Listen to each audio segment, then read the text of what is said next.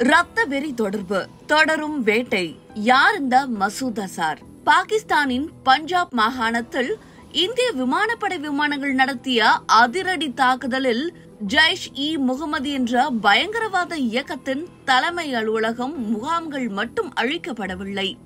இந்தியாவுக்கு தீராத தலைவலியாக இருந்து வரும் ஜெய்ஷ்-இ-முகமது பயங்கரவாத இயக்கத்தின் தலைவர் மசூத் அசாரின் குடும்பமும் சிதைந்தது. மசூத் அசார் பாகிஸ்தானில் பதுங்கிக் கொண்டு இந்தியாவில் நாச வேலைகளை நடத்துகிற ஏதோ ஒரு பயங்கரவாத இயக்கத்தின் தலைவர் மட்டுமல்ல. இந்த மசூத் அசாருக்கு இந்தியாவுக்குமான ரத்தவெறி தொடர்பு நெடுங்காலமாக இருந்து வருகிறது. யார் இந்த மசூத் அசார்? 1990களில் பாகிஸ்தானின் ஆதரவுடன் பயங்கரவாத இயக்கங்கள் இந்தியாவின் ஜம்மு காஷ்மீரில் ஊடுருவி தாக்குதல்களை நடத்தி மனித உயிர்களை நரவேட்டையாடின. இந்தியாவின் அமைதியை சீர்குலைப்பதில் இந்த பயங்கரவாத இயக்கங்கள் போட்டி போட்டுக் கொண்டன. இதில் முதன்மையான அமைப்புதான் ஜெய்ஷ்-இ-முகமது. இதனை உருவாக்கியவர்தான் மசூத் அசார். ஆசிரியராக பணியாற்றிய மசூத் அசார் ஹர்கத்-உல்-அன்சார் என்ற பயங்கரவாத இயக்கத்தில் இணைந்தார். ஆப்கானிஸ்தானில் தீவிரவாத தாக்குதல்களுக்கான பயிற்சிகளை மேற்கொண்டார். ஹர்கத்-உல்-அன்சார் இயக்கத்தின் பத்திரிகைகளின் ஆசிரியராகவும் பொறுப்பு வகித்தார். ஒரு கட்டத்தில் ஹர்கத்-உல்-அன்சார் இயக்கத்தின் தலைமை பொறுப்புக்கு வந்த மசூத் அசாரின் கொடுக்கரங்கள் சர்வதேச பயங்கரவாத இயக்கங்களுடன் கைகோர்த்தன. பல்வேறு வெளிநாடுகளுக்கு சென்று பயங்கரவாத இயக்கங்களுடனான உறவை வலுப்படுத்திக் கொண்டார் மசூத் அசார். இந்த காலகட்டத்தில் பாகிஸ்தான் உருவாக்கிய பயங்கரவாத இயக்கங்களிடையே சகோதர யுத்தங்களும் நடந்தன. இப்படியான சகோதர யுத்தங்களுக்கு முடிவு கட்ட போலி ஆவணங்கள் மூலம் இந்தியாவின் ஜம்மு காஷ்மீருக்குள் நுழைந்த மசூத் அசாரை கச்சிதமாக தூக்கியது இந்திய பாதுகாப்பு படை. 1994ஆம் ஆண்டு ஜம்மு காஷ்மீரில் மசூத் அசார் கைது செய்யப்பட்டு சிறையில் அடைக்கப்பட்டார். இதனால் பாகிஸ்தான் பெற்றெடுத்த பயங்கரவாத இயக்கங்கள் மிக பெரும் பின்னடைவை சந்தித்தன.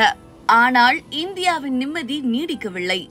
மசூத் அசாரை விடுதலை செய்ய வேண்டும் என்ற நிபந்தனையுடன் இந்தியாவுக்கு சுற்றுலா வந்த வெளிநாட்டு பயணிகளை பிணை கைதிகளாக பிடிப்பது உள்ளிட்ட குடைச்சல் நடவடிக்கைகளை பாகிஸ்தான் தூண்டுதலில் பயங்கரவாத இயக்கங்கள் மேற்கொண்டன.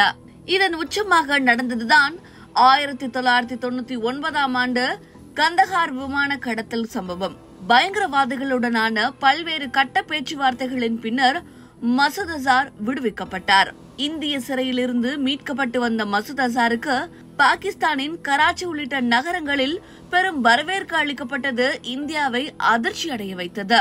பயங்கரவாத இயக்கங்களின் தலைமகனாக உருவெடுத்தார் மசூத் அசார். இதன் பின்னர் தான் ஜெய்ஷ்-இ-முகமது என்ற பயங்கரவாதத்தை மசூத் அசார் உருவாக்கினார். இந்த இயக்கம் மசூத் அசாரின் ஒட்டுமொத்த குடும்பத்தினரால் இயக்கப்பட்டது. மசூத் அசார் மீண்டும் தமது பயங்கரவாத விளையாட்டை 2001ஆம் ஆண்டு இந்திய நாடாளுமன்றம் மீது தாக்குதல் நடத்தி தொடங்கினார். இதன் பின்னர் 2008ஆம் ஆண்டு உலகை உறைய வைத்த மும்பை தாக்குதல் சம்பவத்தை நடத்தியது மசூத் அசாரின் பயங்கரவாத இயக்கம். அப்போது மசூத் அசாரை பாதுகாத்தது பாகிஸ்தான். 2016ஆம் ஆண்டு ஜம்மு பஞ்சாப் எல்லையில் பதன்கோட் விமானப்படை தளம் மீதும் மசூத் அசாரின் பயங்கரவாத இயக்கம் தாக்குதல் நடத்தி விமானப்படை வீரர்கள் 4 பேர் உயிரிழந்தனர்.